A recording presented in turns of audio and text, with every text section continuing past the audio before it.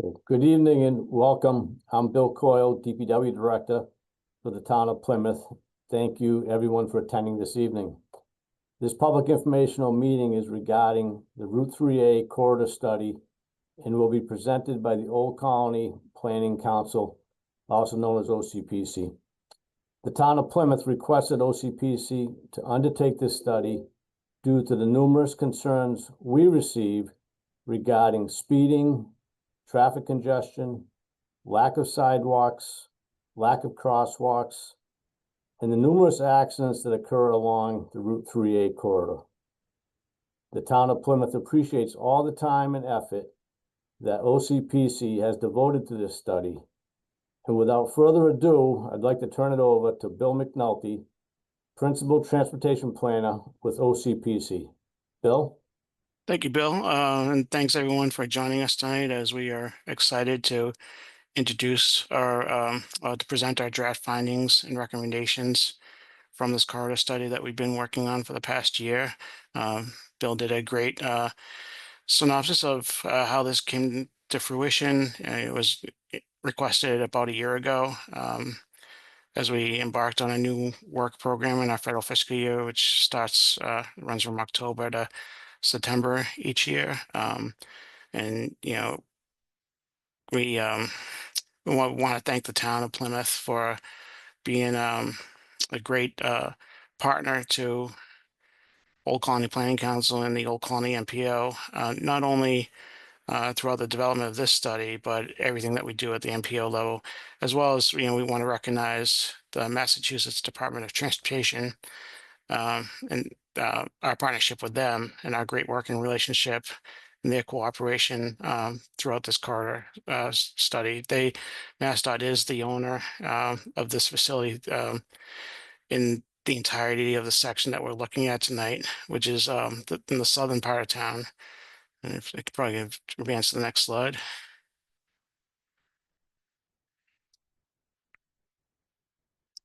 So, yeah, in a second, I'll talk about the scope. Actually, you can just go to the next slide.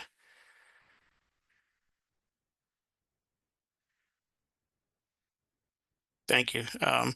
Okay, Old Colony Planning Council, we are the regional planning agency that is the planning arm of the Old Colony Metropolitan Planning Organization, through which this project was funded in partnership and under contract with the Massachusetts Department of Transportation. We serve the town of Plymouth as well as 16 other cities and towns in southeastern Massachusetts.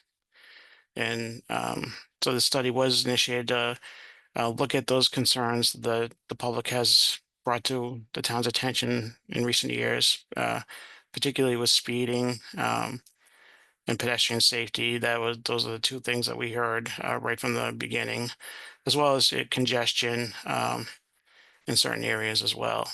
Go to the next page. So the scope of the study, we looked at 16 miles in total of roadway. 14 of those miles are on Route 3A itself, from Sandwich Street, just south of the downtown. So I'm assuming everybody in this meeting is familiar with Plymouth, but so Sandwich Street is the road that would go off to the west and make connection to the hospital, and eventually over to Aubrey Street, and you can access Route 3 in that direction. So from Sandwich Street southward for about 14 miles to the Bourne-Town line. And we also looked at Herring Pond Road for 2 miles from that section from Route 3A to the Bourne-Town line. This corridor on Route 3A is in its entirety is under the jurisdiction of MassDOT. It is a minor arterial.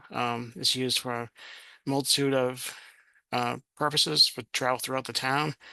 It's 2 lanes in most of it, with the exception of a small section there for Tuxet Highway where there were additional lanes to accommodate merging. So next slide, I'll talk about how we went about the public engagement process. So before the study even began, which in actuality began in October, a year ago, this past during the summer, we started consultation with the town of Plymouth, and that's when they first asked if we could do a corridor study like this, and they brought to our attention the concerns of the public with speeding, pedestrian safety, congestion.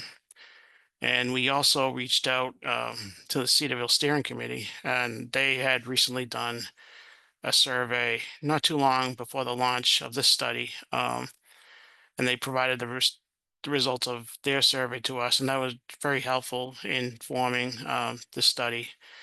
We launched our own survey in the fall last year. We got over 300 responses from that. We were really excited about that. We felt that encapsulated a great sampling of the people that use this corridor. And um, we held two stakeholder meetings, one back in April and one in August. And actually, there was an additional one that was also held in June. So we've had a total of 3 meetings with stakeholders. We've also had a series of public meetings throughout the year, presenting updates to the Joint Transportation Committee, which Plymouth is represented on, as well as all the cities and towns of our region. It's also open to the general public, so we get some great feedback through that. And then finally, we're having this public forum tonight to present the findings and potential improvements that could be made and hear feedback from you all. So what did we learn through this engagement process? Well, first and foremost, we already knew this. The corridor is, very automobile dependent. It's very difficult to get anywhere of great distance on this corridor if you don't have a car. That said, we noted that there was quite a bit of walking and bicycling activity on this corridor, particularly, at least when in terms of walking cross traffic. So people going from neighborhoods on the western side of Route 3A, crossing over to access natural areas and shoreline on the eastern side, and vice versa. And there's also, there's some nice neighborhoods along the corridor that are nice for walking. So we noticed that right away that there was quite a bit of activity with pedestrians walking across the road to access these areas. And that was noted in the engagement process. The top 3 purposes that people noted that they used for this corridor for, first of all, was shopping. So basically doing your everyday errands, whether it's going to the grocery store, going to the pharmacy. Work commute came in number 2, and recreation came in number 3. So not surprising given the geographic nature of Plymouth. The top safety concerns that the public raised to us, number 1 was the pedestrian crossings. Number 2 was the high travel speeds. Number 3, either complete lack of sidewalks, non-existent, or perceived poor quality of sidewalks. A lack of bike paths and lanes, and narrow travel lanes. So obviously the focus was on what we term vulnerable road users, pedestrians, bicyclists, those that are most vulnerable to fast moving and heavy passenger vehicles. Other concerns that were raised during the this process, safety and congestion in Cedarville, congestion in Manamet, particularly at Manamet Point Road, and safety at the intersection of Route 3A and Beaver Dam Road and White Horse Road. So next, I'll just talk about what we observed with the existing traffic conditions. So on your screen, just summarizes the results of our traffic data collection on this corridor that was done last September. You can see the traffic volumes vary quite a bit. They range from about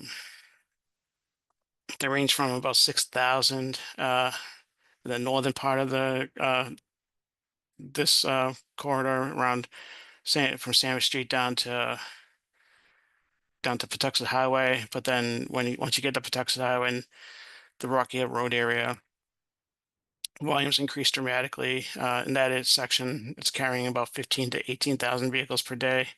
Once you're south of Rocky Hill Road, the volumes drop back again quite a bit before increasing substantially again as you get into Cedarville. Again, getting upwards of 18,000 vehicles per day. So there's a lot of variability in the traffic volumes. And then for both Route 3A and Herring Pond Road, once you're south of Cedarville, the volumes drop way off, and it it's fast moving traffic, but light traffic, and that's the fast moving traffic. That's kind of what pops out on the screen that you're looking at. So the 85th percentile speed, which is the standard that we determine how fast traffic is flowing on any given roadway.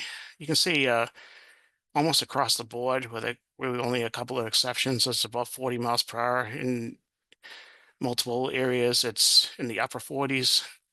This is a red flag in terms of safety for pedestrians and cyclists.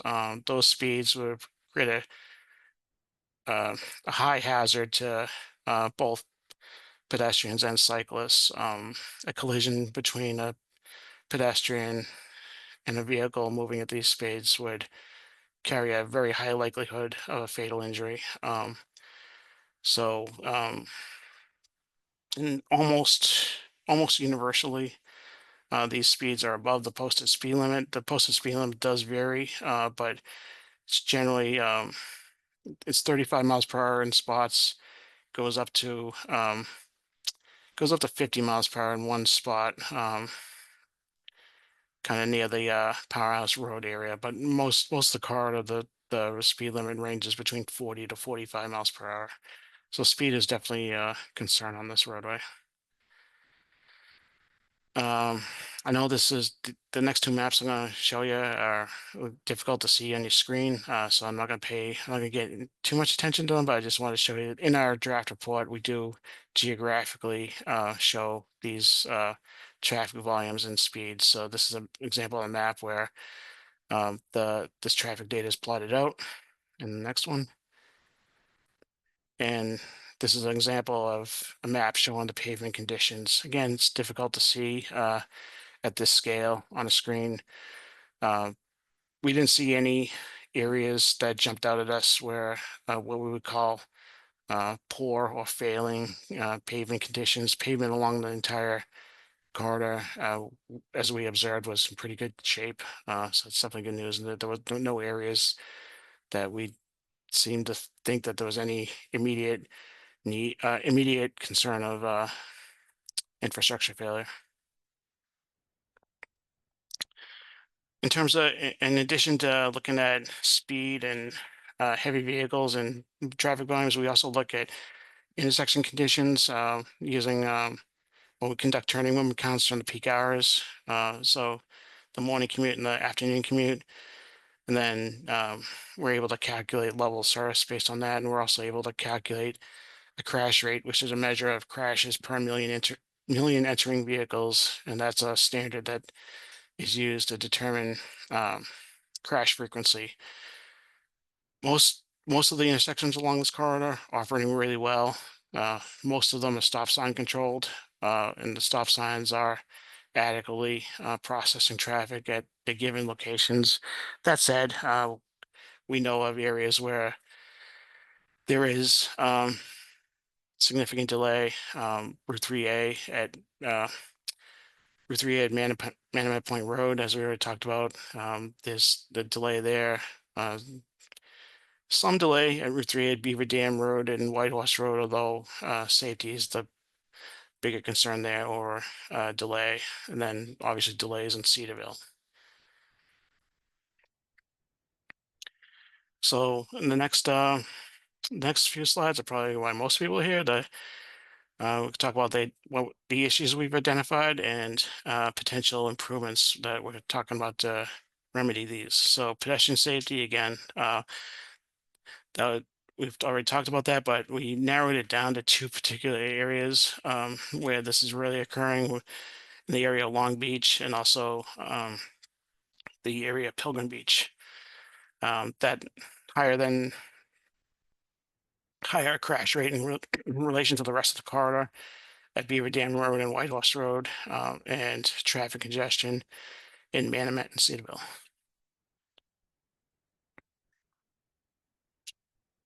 In addition to those traffic concerns, we also know of other challenges facing this corridor, climate change, vulnerability. So there are some sections of this roadway where the elevation is fairly flush with sea level, and the roadway is in close proximity to the shore. We know from past events, if a storm is positioned just right on the coast and the winds are blowing in a certain direction, there can be substantial surge in the area, formerly known as the Birds Cove area. We know that debris can be thrown up onto that roadway. We've seen that in the past. So that is a concern that could increase with greater frequency as storms become more frequent and severe. Head development on Hedges Pond Road. We're aware of large areas on Hedges Pond Road. I believe they were formerly sand pits that could potentially be developed in the future.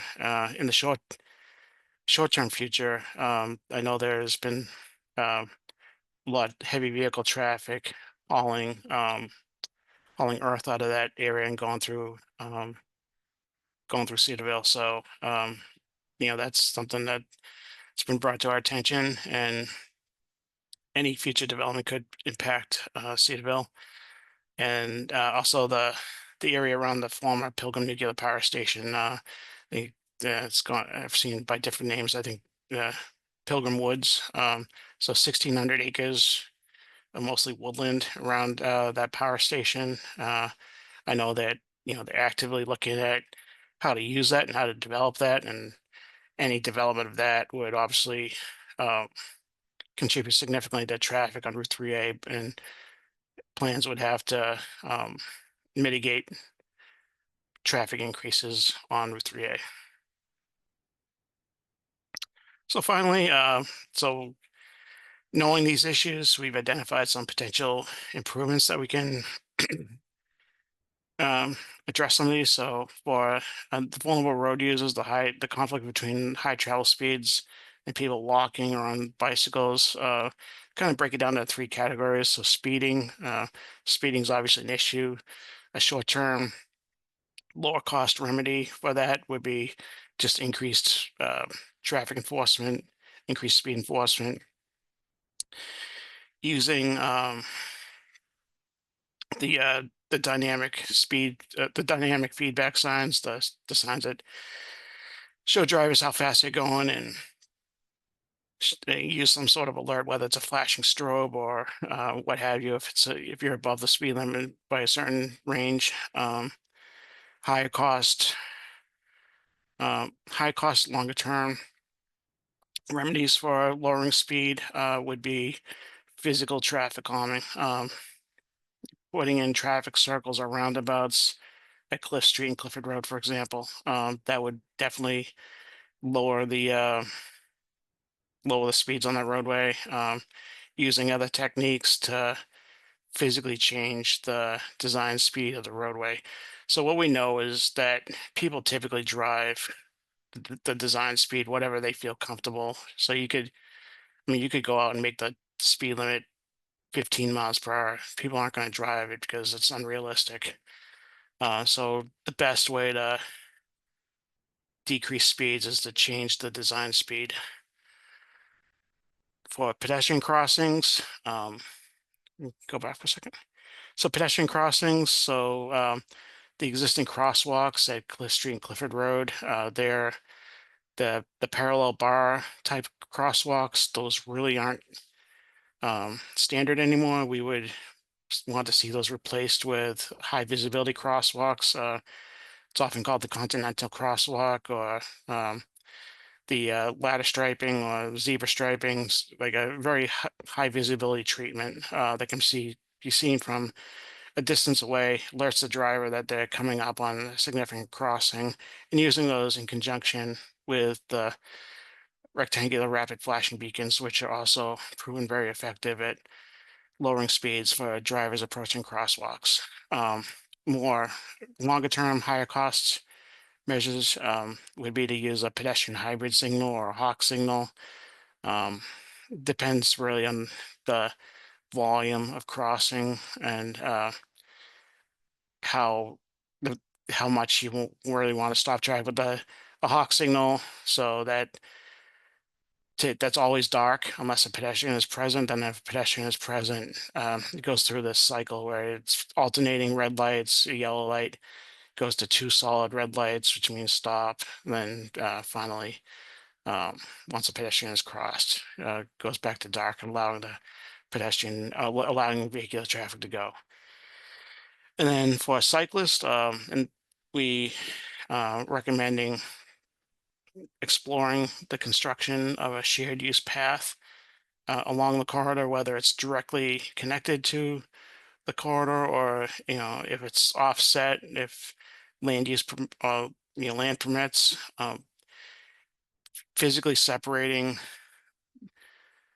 high, high speed traffic from pedestrians and cyclists is the best way to improve safety. It's, called separating them in space. And that would be the best way to go about it. It's also, as you imagine, pretty expensive, but that would be a long-term measure that we'd like to see explored.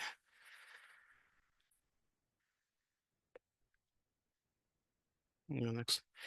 So Pilgrim Beach area. So this is a little further south of Long Beach, but same principles, replacing those crosswalks with the high visibility crosswalks using the RFFBs, active speed enforcement, and then shared use path if possible.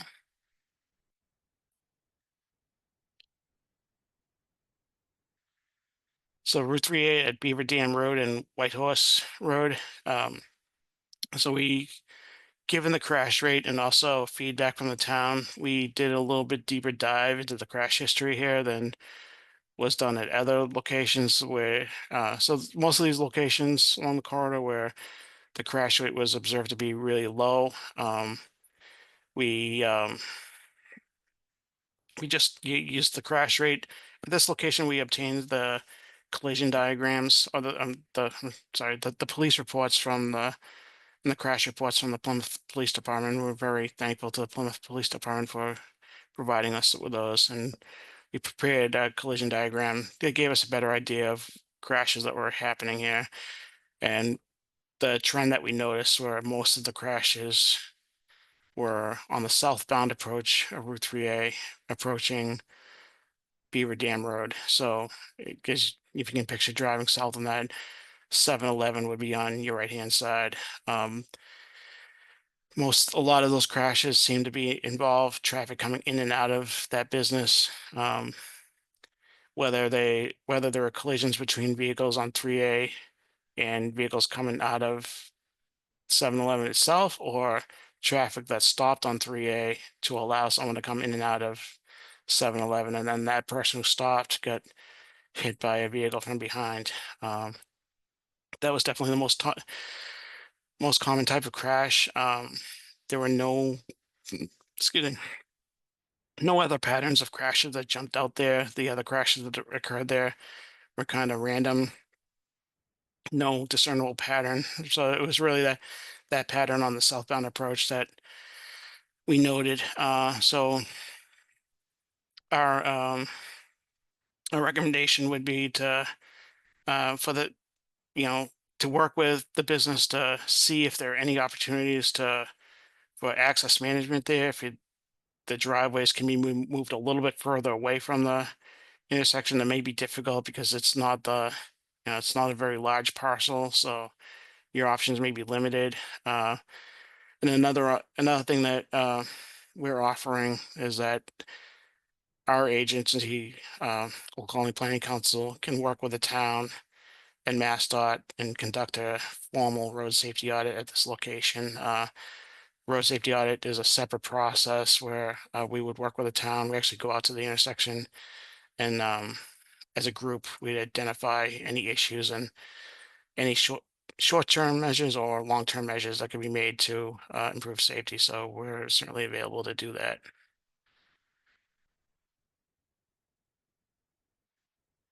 And so Route 3 at Manamet Point Road,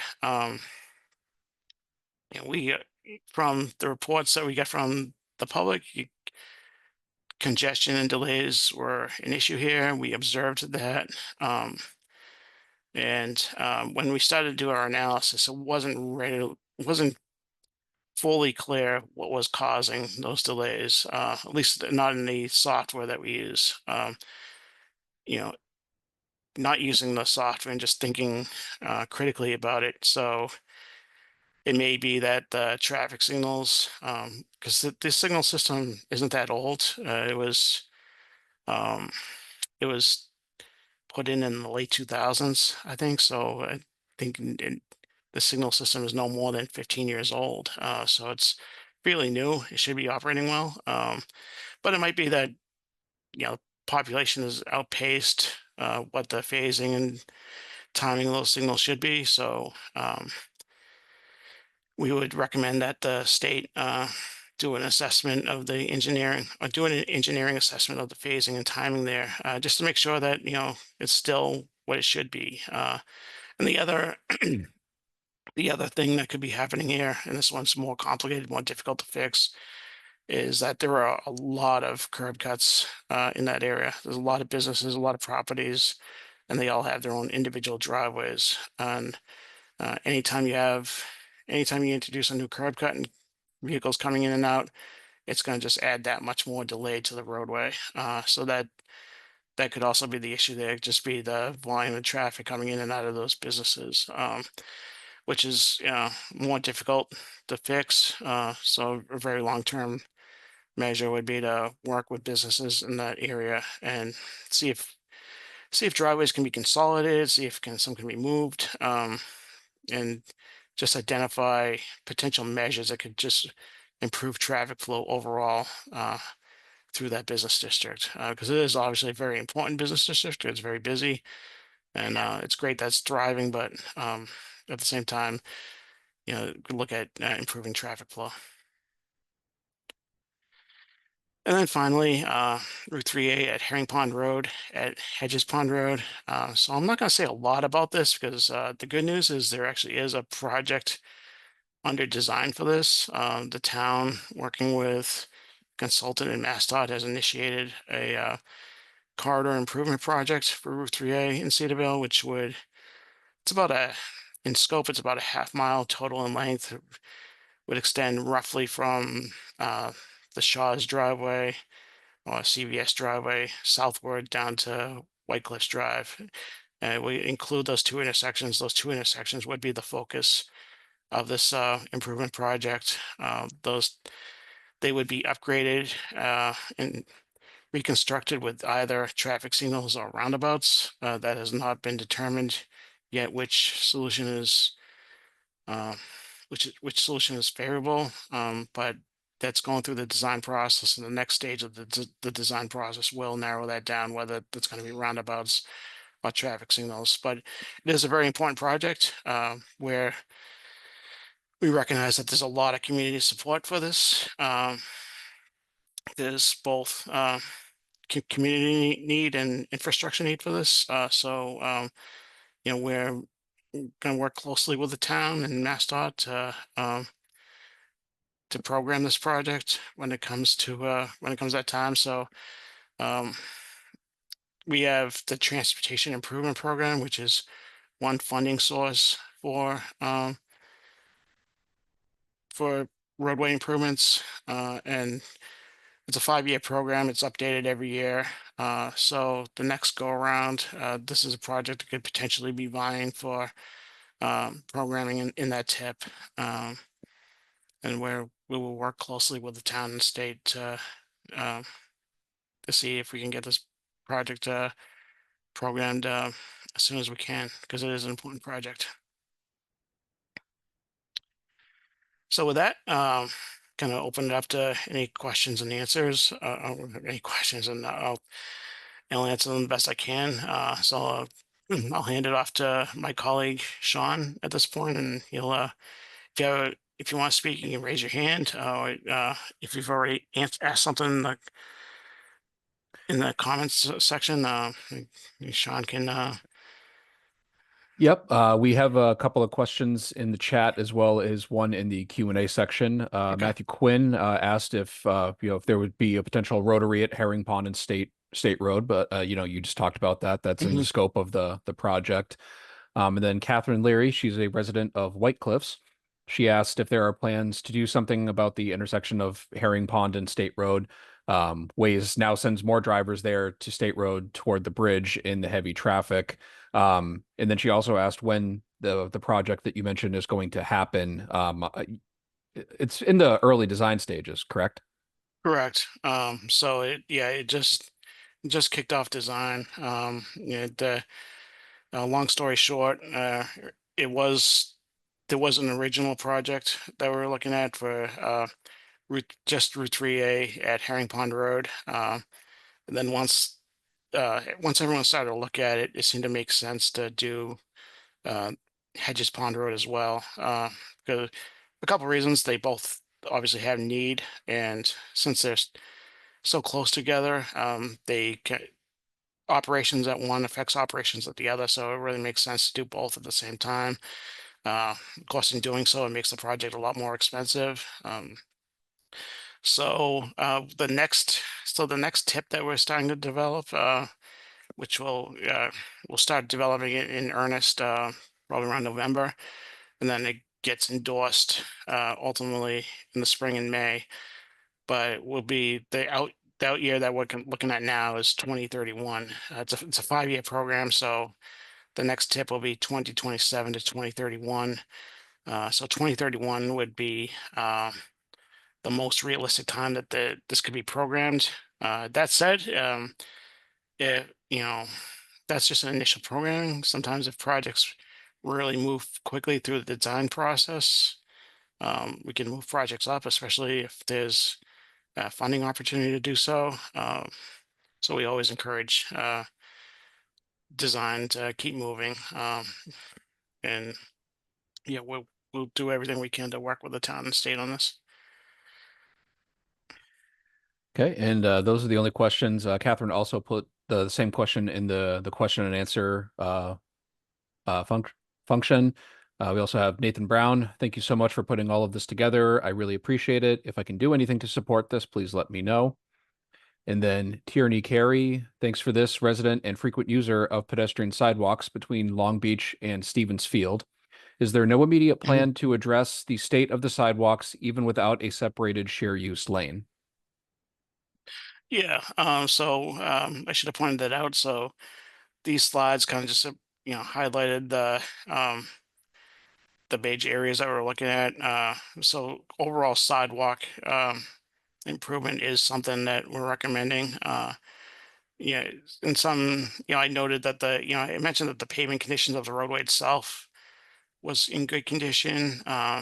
Unfortunately, some areas of sidewalks are pretty rough shape, and they're also a little narrow compared to what would be standard now. So we'd be looking at, we would recommend sidewalk improvements for the entire corridor. Yes, and I remember when we conducted the pavement management data collection, there was a decent section of 3A that had been repaved, I believe, last summer or fall, shortly before we had done the data collection. Yeah, MassDOT's done a great job maintaining that facility, so it looked in really good shape in most places. Oh, my apologies. It actually says that's actually Michelle Badger, first Plymouth State Rep. Welcome, Michelle.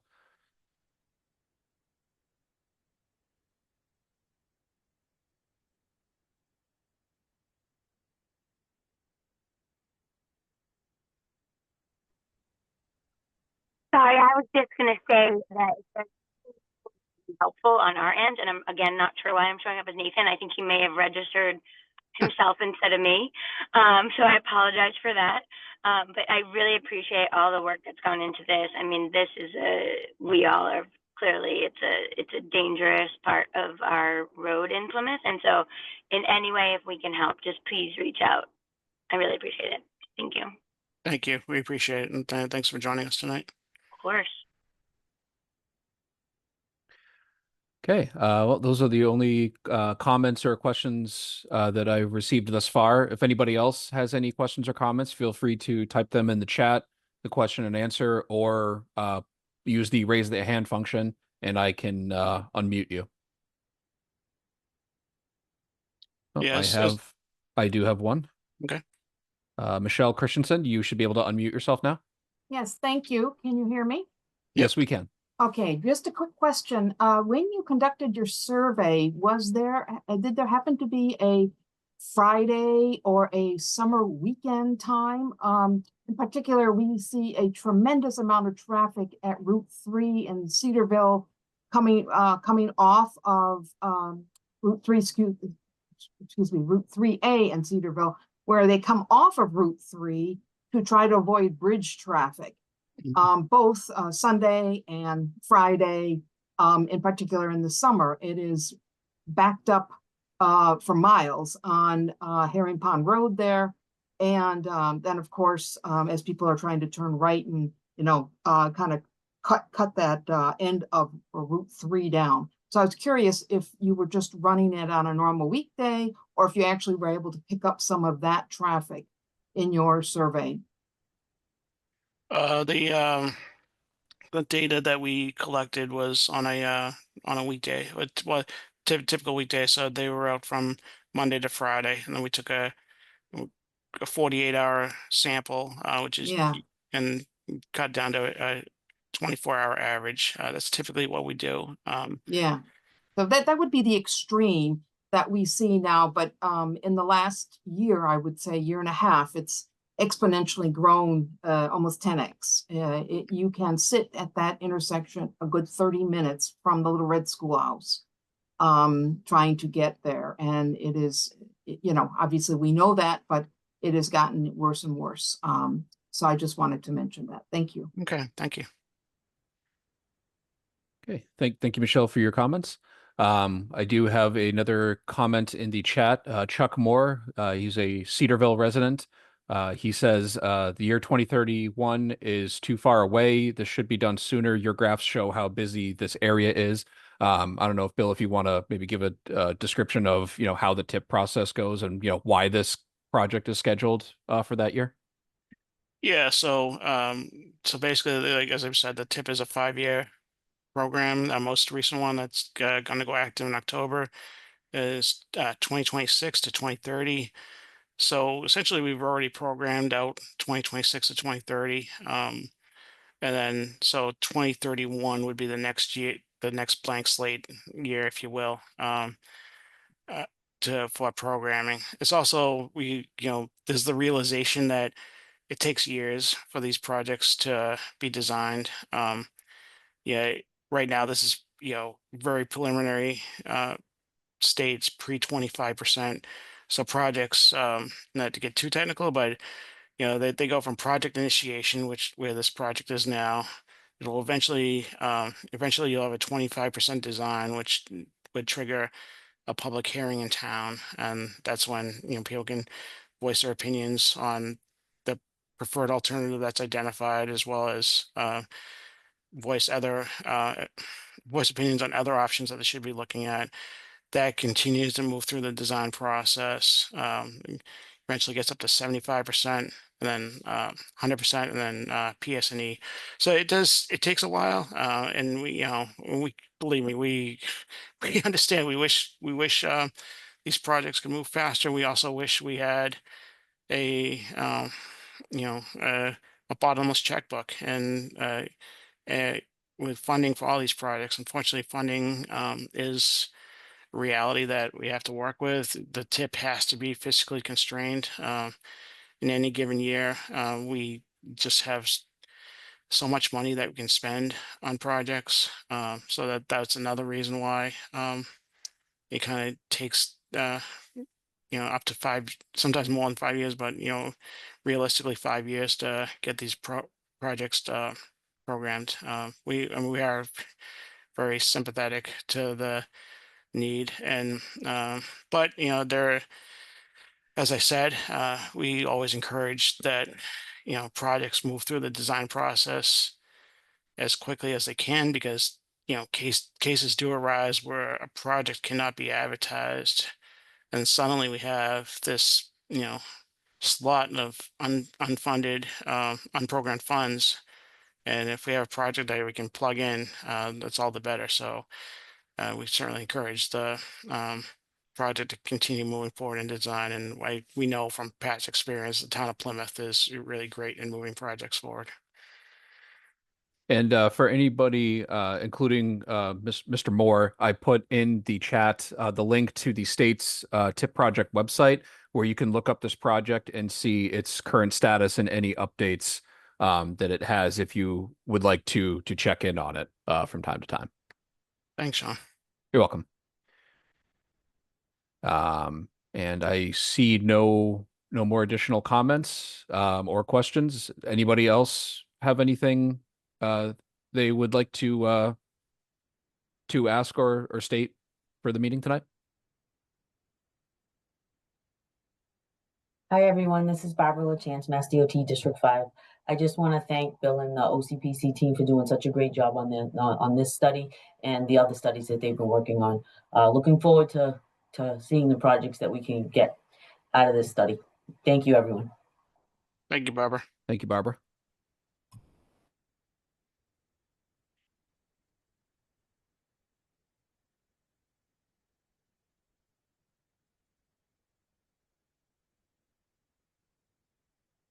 Well, I see two more questions in the chat. I believe one was asked by Michelle about the weekend or the summer weekend traffic in the Cedarville area. I know we have answered that.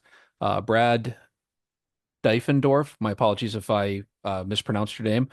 He asked, does the fact that Claire Saltonstall Bikeway on 3A, especially with Hedges Pond and Cedarville, provide added impetus to provide for parallel or off-road development?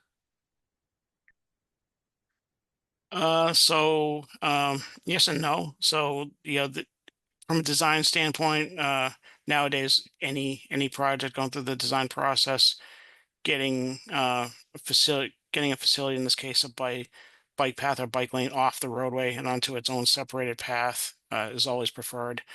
And from the early meetings I've been on with the Cedarville project, that's exactly what they're doing. They're going to be building a separated pathway on the eastern side of that corridor, basically from White Cliffs up to just south of Shaw's, I believe. I think that's what they're initially proposing. And any project getting initiated now would be the preferred treatment.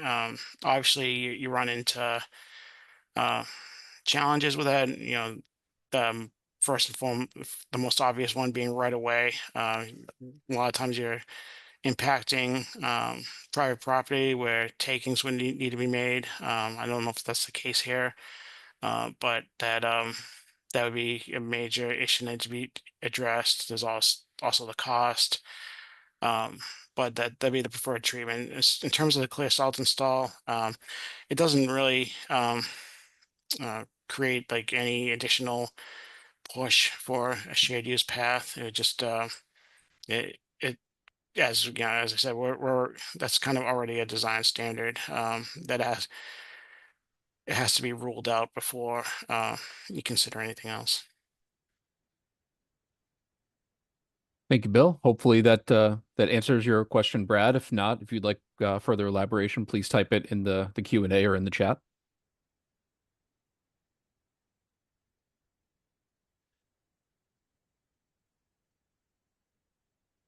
And I'm not seeing any more questions come in, so I don't know, Bill, if you want to give a little more time or if you would like to end the meeting.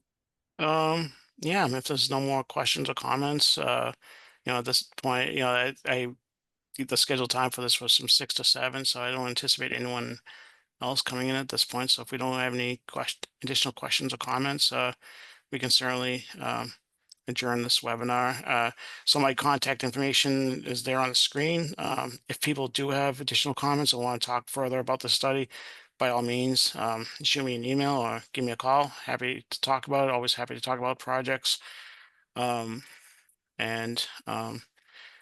Yeah, I noted in the beginning that this, the recording from this webinar will be posted on our YouTube channel, Old Colony Planning Council's YouTube channel. They'll likely be it'll be posted by the end of the week. Probably, hopefully sometime tomorrow, if not then Friday. And so if no one has anything else, I want to thank everyone for joining us tonight. I want to thank the town of Plymouth. I want to thank MassDOT. I guess have a great night, everyone. Yeah. Bill, thank you. I appreciate you. Thanks, Bill. and your team. Thank you.